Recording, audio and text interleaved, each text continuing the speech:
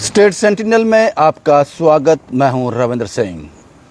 मैं जानता हूं हमेशा की तरह कि वक्त आपका कीमती है, लेकिन कुछ ऐसे वीडियोस, कुछ ऐसी इन्फॉर्मेशन आपके साथ लेकर हाजिर होता हूं जिसका जम्मू कश्मीर के लोगों को जानना बहुत ज़रूरी है। कैप्शन में मैंने कहा है कि 10 साल चुनाव नहीं हुए जम्मू कश्मीर में और लगभग 5 से 6 साल हमने बिना सरकार के निकाले, शायद उससे ज़्यादा। क्यों मांग रहे थे हम सरकार? क्यों मांग रहे थे हम चुने हुए नुमाइंदे? उसका उदाहरण है ये वीडियो जो मैं आपके साथ शेयर करने जा रहा हूं, जो आपके साथ एक कहानी में आपको सुनाने जा रहा हूं।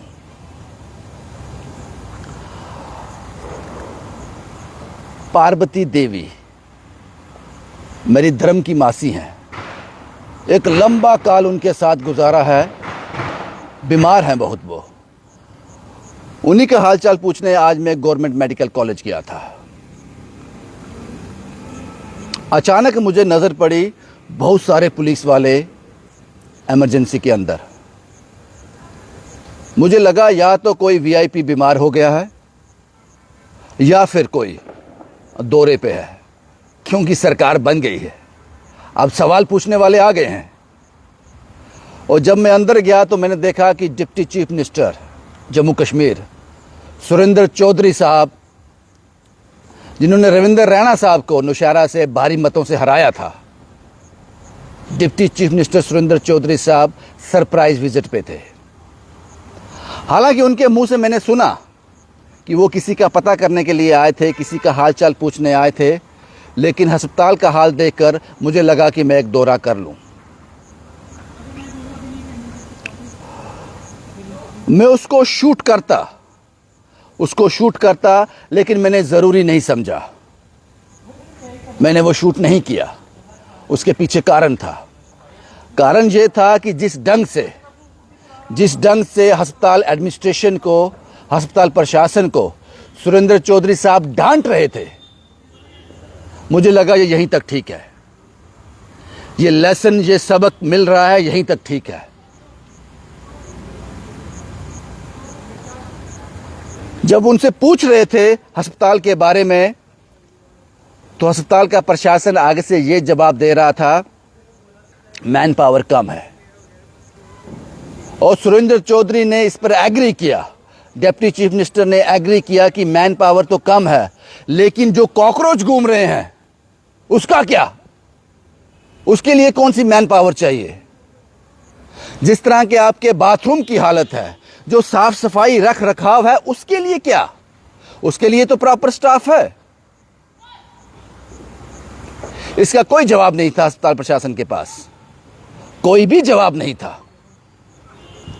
उन्होंने deputy chief minister Surinder Choudhary को आश्वस्त किया, विश्वास दिलाया कि जब आप दोबारा विजिट करोगे आपको यह सब देखने को नहीं मिलेगा। यह सब कुछ मैंने कैमरे पे रिकॉर्ड तो नहीं किया, लेकिन मैं समझता था कि डॉक्टर एक बड़ा ओहदा है। हम मानते हैं कि भगवान के दूसरे पायदान पर डॉक्टर खड़े हैं। मुझे लगता है कि एक डिप्टी चीफ मिनिस्टर इनसे कुछ बात कर रहा है, इनको कुछ समझा रहा है अपने अंदाज में, तो इसको शूट करना ठीक है। लेकिन मेरे कान सब सुन रहे थे। उन्होंने कहा कि दोबारा मुझे ये सब नहीं दिखना चाहिए। मैं मानता हूं कि मैन पावर कम है, मैं मानता हूं गवर्नमेंट मेडिकल कॉलेज में ट्रैफिक ज्यादा है, मैं मानता हूं आप बहुत अच्छे काबिल डॉक्टर हैं, मैं मानता हूं आप बहुत अच्छे प्रशासन चला रहे हैं अस्पताल का, लेकिन इन कॉकरोच ने कौन सी डिग्री की है जो अस्पताल के अंदर ये स्टाफ बनकर घूम रहे हैं? इन्होंने पढ़ाई कहां की है? इनको तो साफ कर सकते हैं हम। एक साफ सुथरा अस्पताल लोगों को दे सकते हैं। उसके बाद उन्होंने कुछ स्टाफ था, जो पता नहीं कि वो क्या स्टाफ था, डॉक्टर थे या जूनियर स्टाफ था, उन्होंने कहा कि उन्होंने एटीट्यूड बहुत ज़्यादा है, आपको उस पर भी काम करना पड़ेगा। जब पेशेंट आपके पास आता है, मैं मानता हूं कि एक डॉक्टर 10-10 पेशेंट अटेंड कर रहा होता है, फिर भी आपके स्वभाव में, आपकी बातचीत में वो सॉफ्टनेस होनी चाहिए, क्योंकि जो आदमी आपके अस्पताल में आया है कोई सेलिब्रेशन करने के लिए नहीं आया। वो बहुत ज्यादा मजबूर है, बीमार को लेकर आया है, जिंदगी मांगने आया है। तो आपका उनसे बात करने का ढंग जो है वो बहुत ही सॉफ्ट होना चाहिए, पोलाइट होना चाहिए। और चौधरी साहब ने कहा कि मैंने देखा वो पोलाइटनेस मिसिंग थी।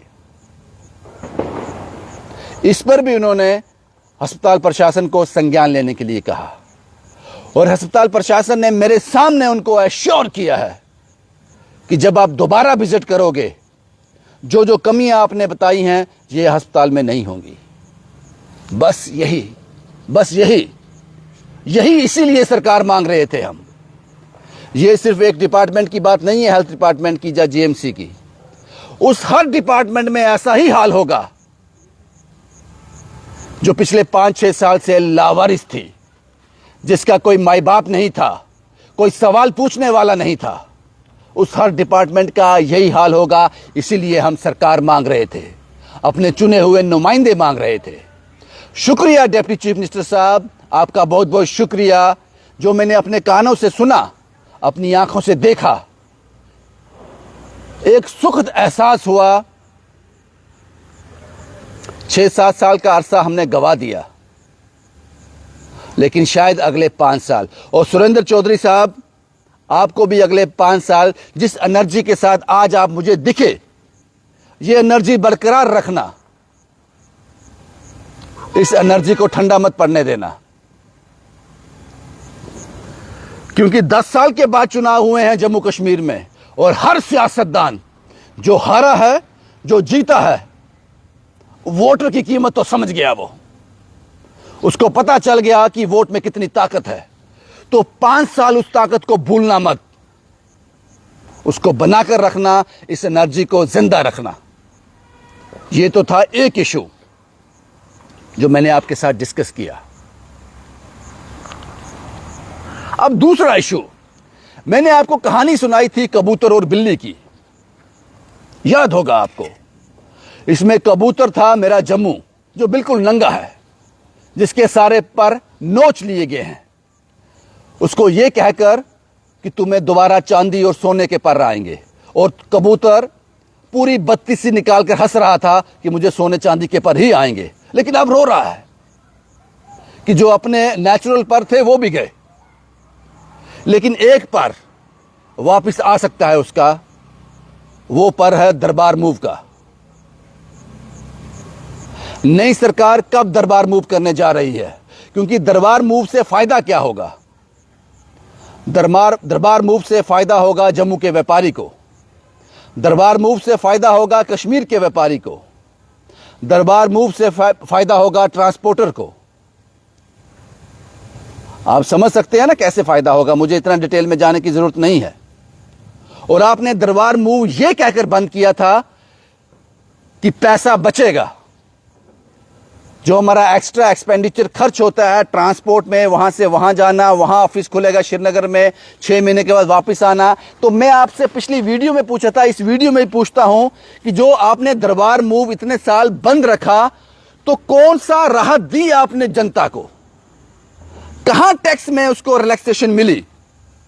वो तो उल्टा बढ़ा। तो क्या फर्क पड़ता है जनता को दरबार मूव हो या ना हो? हो तो फर्क पड़ता है, बिजनेस बढ़ेगा, ना हो तो कोई फर्क नहीं पड़ रहा। आपने राहत तो दी ही नहीं। इसलिए उस कबूतर को, नंगे कबूतर को, जिसको मैं जम्मू कहता हूं, उसको पर वापिस उग रहा है। ये छोटे छोटे बाल आते हैं ना, वो पर उग रहा है, उसको उगने देना पूरी तरह से। फारूक अब्दुल्ला साहब का मैंने एक स्टेटमेंट सुना जिसमें वो कह रहे थे कि आपको दरबार मूव मांगना पड़ेगा, आपको स्टेटहुड मांगनी पड़ेगी, उसके लिए आवाज उठानी पड़ेगी। घर बैठे आपको कोई नहीं देगा। जब एक जिनकी सरकार बनी है जम्मू कश्मीर में, उसका मुखिया जब यह कहता है कि मांगने से मिलेगी, सेंटर से मांगने से मिलेगी, ऐसे नहीं मिलेगी, तो आप समझ लीजिए वो क्या इशारा है। यह आपको समझना होगा, यह आपको समझना होगा। आपको मांगनी पड़ेगी, उसके लिए आवाज उठानी पड़ेगी। जिस वक्त उस कबूतर से वो तीनों पर, चारों पर आपने छीन लिए थे, तब वो खुश था। आज बिल्ली के जबड़े में है। तो ये पर निकलने दो साहब, उसको दरबार मूव होने दो। हालांकि फारूक साहब ने कहा है कि पहले स्टेटहुड मिलेगी, उसके बाद दरबार मूव होगा। वो इसलिए क्यों कहा उन्होंने, इस पर हमने विश्लेषण किया। फारूक साहब ये कहने को क्यों मजबूर हो गए कि पहले स्टेटहुड मिलेगी फिर दरबार मूव होगा, वो लगता है। तो अगर आप स्टेटहुड के बिना दरबार मूव चाहते हो तो आपको सेंटर से भीख मांगनी पड़ेगी। उन्होंने इसलिए कहा कि अगर स्टेटहुड मिल जाती है तो सारे इख्तियार हमारे कंट्रोल में होंगे, तो दरबार मूव फिर हमको देना है, वो पावर हमारे पास है। लेकिन जब स्टेटहुड नहीं रहेगी तो होम सारा सेंटर के पास है, तो फिर भीख उनसे मांगनी पड़ेगी। मुझे लगता है वो कबूतर होश में आ रहा है अब, जिसको मैं जम्मू कहता हूं। वो उस गलतफहमी से बाहर निकल रहा है अब। भाई यही वीडियो मुझे आपके साथ शेयर करना था। अगर जिंदा हो तो जिंदा होने का एहसास दिलाओ, जिंदा होने का एहसास दिलाओ। जो गलतियां जम्मू ने पिछले बार की हैं, पिछले 5, 6, 7 सालों में की हैं जम्मू ने गलतियां हुई हैं, अनजाने में हुई हैं। आपको सुनहरे बाग दिखाए गए, आपको वो कबूतर दिखाया गया जिसको सोने चांदी के पर निकलेंगे, उसने अपने भी खो दिए। आपको अब अपने बारे में सोचने की जरूरत है। सियासतदानों के बारे में सोचना छोड़ दो, राजनीति के बारे में सोचना छोड़ दो। इसलिए इस वीडियो के माध्यम से जो मैं आपसे कहना चाहता हूं, पता नहीं मुझ में वो काबिलियत है या नहीं, वो बातें मैं आप तक पहुंचा पाया या नहीं, लेकिन शुक्रिया डिप्टी चीफ मिनिस्टर साहब सुरेंद्र चौधरी साहब, आपका आज का जो मैंने कॉन्वर्सेशन देखा अस्पताल प्रशासन के साथ, वो सराहनीय था। इस एनर्जी को मरने मत देना, इसमें और बूस्ट आना चाहिए, तभी हम उस जम्मू कश्मीर की कल्पना कर सकते हैं जिसको हम ख्वाब में देख रहे हैं। शुभम कुमार के साथ Ravindra Singh, the state sentinel के लिए।